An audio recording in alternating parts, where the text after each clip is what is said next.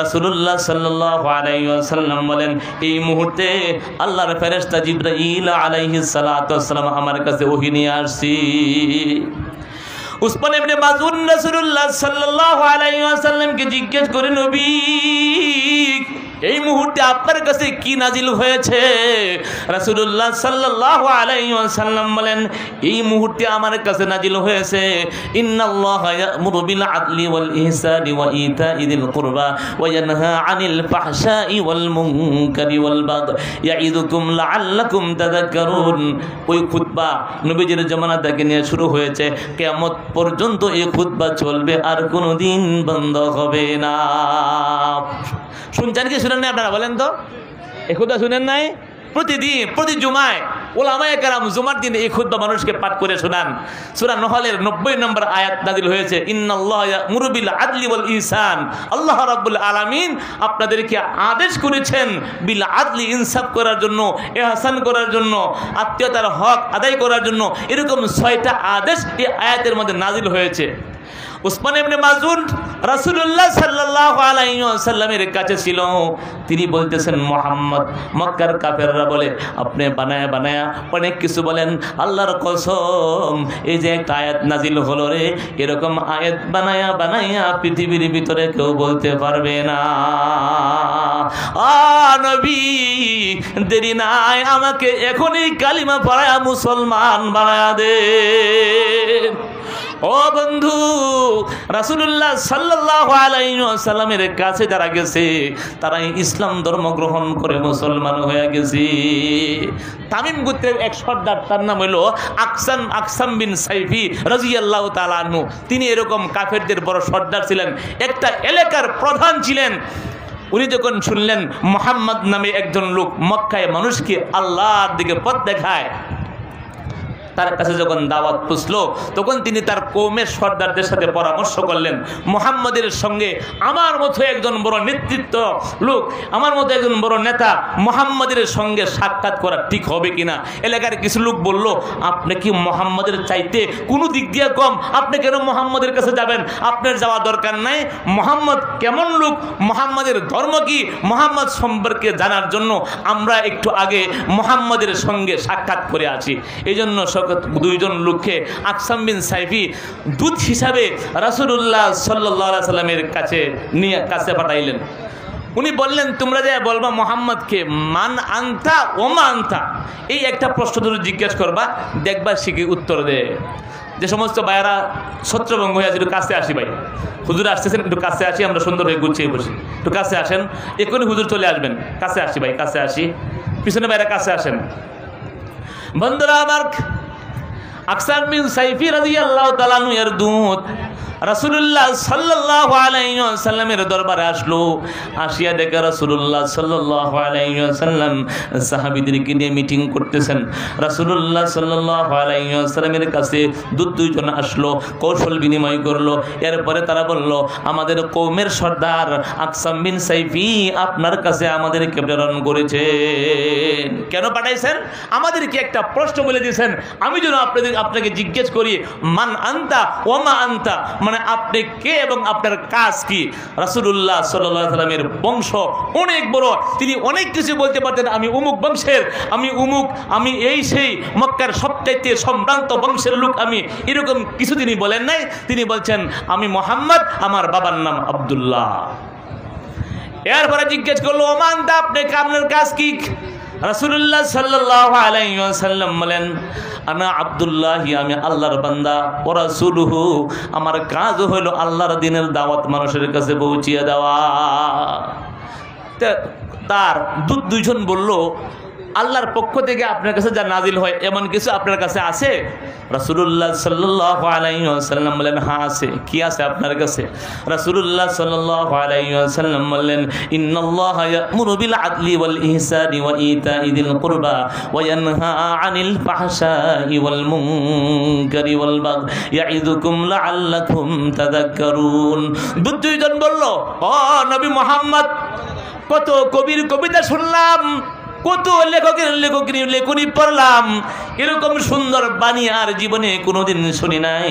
আর একবার আপনি আমাদেরকে এটা শোনান। রাসূলুল্লাহ সাল্লাল্লাহু আলাইহি ওয়াসাল্লাম পরপর কয়েকবার শোনাইলেন, ইন্নাল্লাহা ইয়া'মুরু বিল আদলি ওয়াল ইহসান ওয়া ইতা'i যিল কুরবা ওয়া ইয়ানহা আনিল ফাহশাই ওয়াল মুনকারি ওয়াল বাগয়। কয়েকবার পড়ার পরে এদের মুখস্থ হয়ে গেল। তারা বলতেছে, নবী গো, এরকম বাণী কোনো মানুষ নিজের পক্ষ থেকে বলতে পারে না, এটা আল্লাহর বাণী, আপনি আমাদেরকে পড়ায়া দেন লা ইলাহা ইল্লাল্লাহু মুহাম্মাদুর রাসূলুল্লাহ। যারাই আসছে কাছে আসছে রে বন্ধু, মারুম হয় নাই, ইসলাম ধর্ম গ্রহণ করে মুসলমান হয়ে গেছে। এই দুইজন যখন তামিম গোত্রের সর্দার আকসাম বিন সাইফি রাদিয়াল্লাহু তাআলা আনহু এর কাছে গেল, ওনার কাছে যাওয়ার পরে তারা বললেন, উনি জিজ্ঞেস করলেন কেমন দেখে আসলা? এরকম সুন্দর ভালো মানুষ, ভালো চেহারাওয়ালা মানুষ আমরা আর কখনো দেখি নাই, শুনি নাই।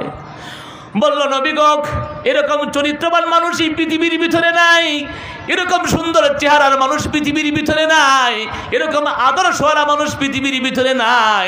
উনি সত্যি আল্লাহর নবী ও আল্লাহর রাসূল। ও বন্ধু, আকসাম বিন সাইফি রাদিয়াল্লাহু তাআলা আনহুকে তারা বললেন, আমার কওমের সর্দার গো, ভালো করে শুনেন, তার পরিচয়ের অভাব নাই। আমরা শুনেছি তিনি বড় বংশের লোক, কিন্তু তিনি তার নিজের নাম বলেন, বাবার নাম বলেন, ভিন্ন কিছু বলেন নাই। উনি আল্লাহর রাসূল, কোরআনে নাজিল হয় তার কাছে, তার অনেক বড় মর্তবা। বন্ধুরে, এরপরেও তিনি বলছেন আমি আল্লাহর রাসূল, শুধু একটা বাক্য উচ্চারণ করেছেন। বন্ধুরা আমার, আকসাম বিন সাইফি রাদিয়াল্লাহু তাআলা আনহু তার দূতদেরকে জিজ্ঞেস করলেন, তোমাদের কাছে কি এমন কিছু আছে নাকি যা তার কাছ থেকে শিখে এসেছো? তারা বললেন, তিনি একটা আয়াত তেলাওয়াত করেছিলেন, এই আয়াতটা আমরা বারবার ওনার কাছ থেকে শুনেছি, শুনে শুনে মুখস্থ করে ফেলেছি। আপনারা পারেন কি পারেন না বলেন তো? এই আয়াতটা আপনারা পারেন না?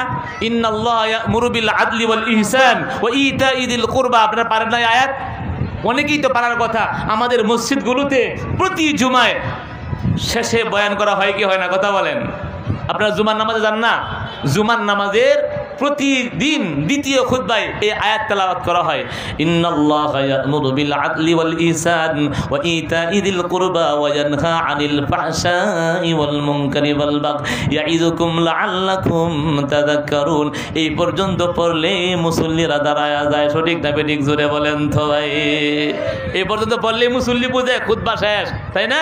তো বন্ধুরা আমার, আকসাম বিন সাইফি তামিম গোত্রের সর্দার, তিনি বললেন, এরকম কথা আমি আর জীবনে শুনি নাই রে, এরকম সুন্দর চমৎকার বাণী আর কখনো শুনি নাই। তিনি পড়লেন লা ইলাহা ইল্লাল্লাহু মুহাম্মাদুর রাসূলুল্লাহ। কোরআনে কারীমের একটা মাত্র আয়াত শুনেছেন, তার অর্থ নিয়ে ফিকির করেছেন, একজন কওমের সর্দার মুসলমান হয়ে গেছেন। ও বন্ধু, তিনি বললেন, আমার কওমের লোক, ওই সময় তার কাছে 70 জন মানুষ ছিল, সকলকে বুঝায় বললেন, বন্ধুরা রে, এটা কোনো মানুষের কথা হতে পারে না, কোনো মানুষ এরকম সুন্দর করে গুছিয়ে কথা বলতে পারে না, এটা অবশ্যই আল্লাহর পক্ষ থেকে নাজিলকৃত আয়াত। তোমাদের সবাই এখনই যদি আল্লাহ এবং তার রাসূলকে পেতে চাও, ইসলাম ধর্ম গ্রহণ করে মুসলমান হয়ে যাও। হুজুরে বলেন সুবহানাল্লাহ। তার কওমের 70 জন একই সময় একই টাইমে ইসলাম ধর্ম গ্রহণ করে মুসলমান হয়ে গেছে। বন্ধুরা আমার, আরেকজন লোকের ঘটনা বলি, ওর নাম হইল জিমাত, ইয়ামান দেশ থেকে আসছে। উনি আসছিলেন উমরা করার জন্য। তো মক্কার কাফেররা নবীজির চাচা আবু লাহাবকে কমিটি করে একটা আপনার কমিটি গঠন করেছে। নবীজির চাচা আবু লাহাবকে সভাপতি বানায়া এটা কমিটি গ্রহণ করেছে, এটার নাম হলো নির্যাতন কমিটি। কি কমিটি? নির্যাতন কমিটি। যাতে করে মুহাম্মদ সাল্লাল্লাহু আলাইহি ওয়াসাল্লাম এবং সাহাবীদেরকে যারা ইসলাম ধর্ম গ্রহণ করছে নির্যাতন করা যায়। বন্ধুরা আমার, এই কমিটির সভাপতি ছিলেন নবীজির চাচা। কেউ কেউ প্রস্তাব দিল, বাহির থেকে যে সমস্ত মানুষ আমাদের মক্কায় প্রবেশ করবে উমরা করার জন্য অথবা ব্যবসা করার জন্য, আমরা এদেরকে বলবো আমাদের এলাকায় একজন লোক আছে, সে পাগল। ওয়ালিদ ইবনে মুগিরা নামে কাফেরদের মধ্যে একজন জ্ঞানীগুণী লোক ছিল, অনেক বুদ্ধিমান ছিল, তার বিরুদ্ধে কোরআনের 4 জায়গায় আয়াত নাযিল হয়েছে। ওয়ালিদ ইবনে মুগিরা কয়, যদি বলি মানুষকে মোহাম্মদ পাগল, আল্লাহর কসম মানুষ বিশ্বাস করবে না, কারণ পাগলের চুল থাকে এলোমেলো, পাগলের গায়ে থাকে ময়লা আবর্জনা, মোহাম্মদের চেহারা চাঁদের চাইতেও বড় সুন্দর। এত আসতে বললে কি হয়? জোরে বলেন সুবহানাল্লাহ। ও বন্ধু, আর এক কাফের বললো, আমরা বলবো মোহাম্মদ জাদুগ্রস্ত। ওয়ালিদ ইবনে মুগিরা বলল আল্লাহর কসম না না না, জাদুগ্রস্ত বলা যাবে না। যারা জাদুগ্রস্ত আবল তাবল কয়, মুখে যা আসে তাই কয়, কিন্তু মুহাম্মাদের কথার মধ্যে বড় জাদু আছে। মুহাম্মদ জাদুগ্রস্ত না। এরকম 5-7টা প্রস্তাব দিল, কিন্তু ওয়ালিদ ইবনে মুগিরা কয় না না না, এটা হবে না। আমরা আরেকদিন চলো মুহাম্মাদের বাড়িতে যাই, মুহাম্মাদের বাড়িতে যাইয়া আমরা তার তেলাওয়াত শুনবো, দেখবো মুহাম্মদ কি বলে।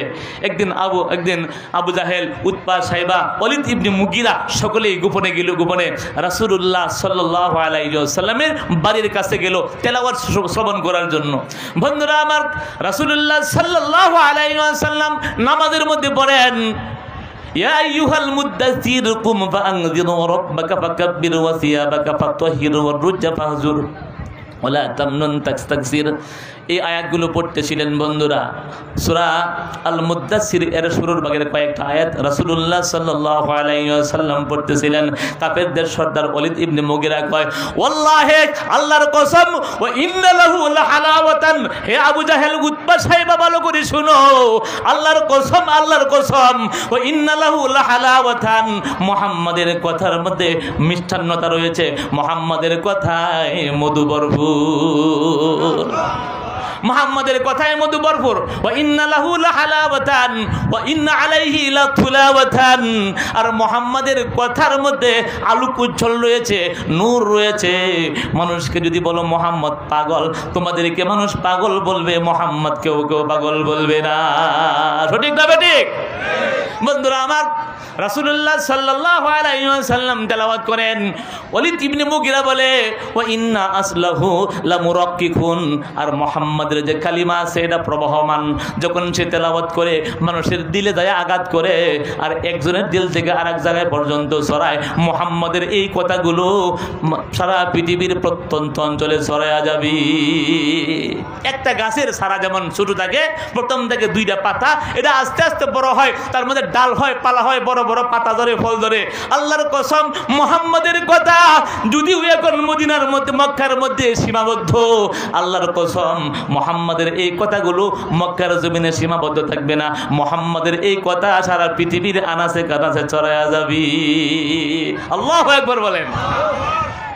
লাস্টে তিনি বলছেন, ওয়া ইন্না আলাহু লামুসমিরুন, আর ইহার সবচেয়ে উচ্চ যে অংশ হলো সেটা হলো এটা ফলদায়ক। মুহাম্মাদের কথাগুলো ফলদায়ক। যদি কোনো ব্যক্তি মুহাম্মাদের কথা গ্রহণ করে রে, তার ইহকাল এবং পরকাল সুন্দর হয়ে যাবে। ওমা হুয়া বিকাউলি শায়ের, এটা কোনো কবির কবিতা নয়, মানুষের বানানো কথা নয়। মুহাম্মাদের কাছে যা নাজিল হয়, আল্লাহর কসম, আল্লাহর পক্ষ থেকে নাজিল হয়, এর কথাগুলো বড় সুন্দর, বড়ই চমৎকার। মুহাম্মদ সাল্লাল্লাহু আলাইহি ওয়াসাল্লাম যা বলতেছেন, কোনো মানুষ কোনোদিন বানায়া এগুলো বলতে পারে না।